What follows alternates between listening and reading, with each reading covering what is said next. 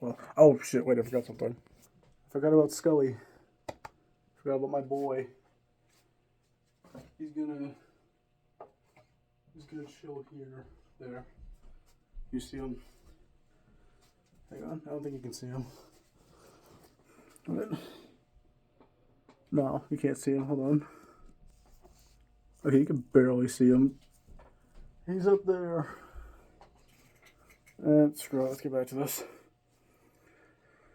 So it's officially spooky month. I'm actually kind of excited right now because I love October. I love Halloween. And I love horror stuff. Figured just like last year, why don't I start off the year with. I'm really close to the camera.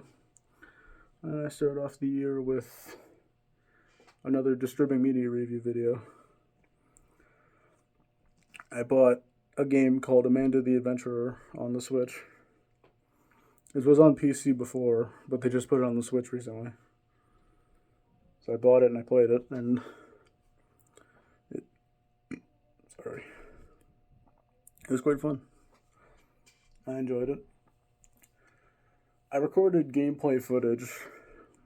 I don't know if I want to use that or not. I might use it. Maybe I'll either like. Yeah, I'll probably play the footage of me playing it after this.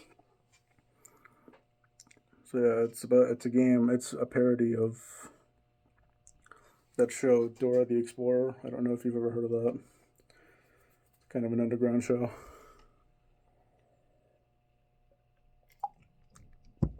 There we go.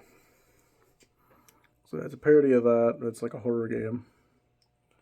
It's pretty fun actually. It's a pretty good game. I like it. It costs I think $8.99 on Steam and on the Switch.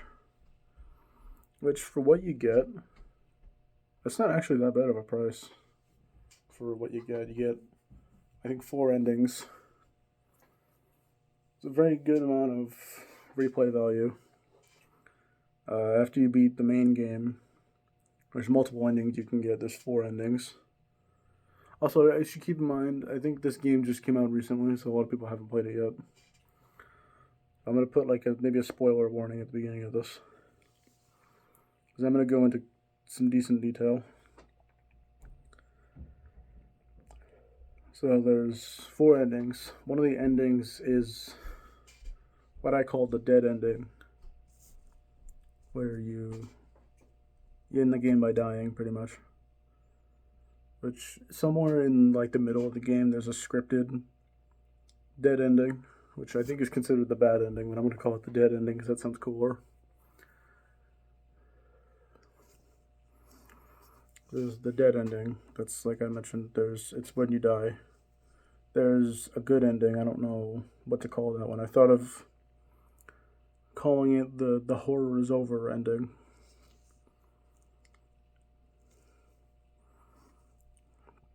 Or I'm trying to think of like a good name for it. I don't want to just call it the good endings. That's boring. I gave a good nickname to the bad ending. I'll just call it the good ending. Screw it. There's a good ending where at the end of the game you go to the last tape and the tape gets all fucked. It's like possessed, and you have to throw a brick at the TV, which ends the game and gives you the good ending. There's the meat ending, which is what I've called it. I've dubbed it the meat ending, where when you get to the tape with, when you get to one of the tapes, there's different versions of each tape that happen, and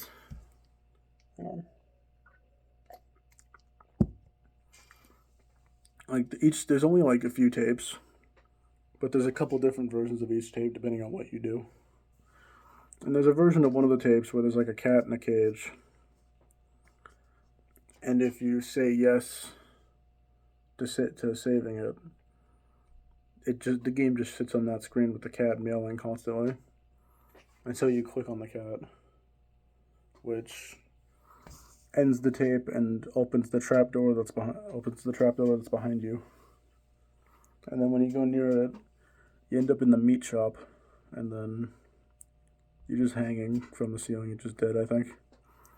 You can look around, but you can't move at all. So I'm just going to assume that ending ends with your death, pretty much. And then there's another ending, which I haven't gotten yet.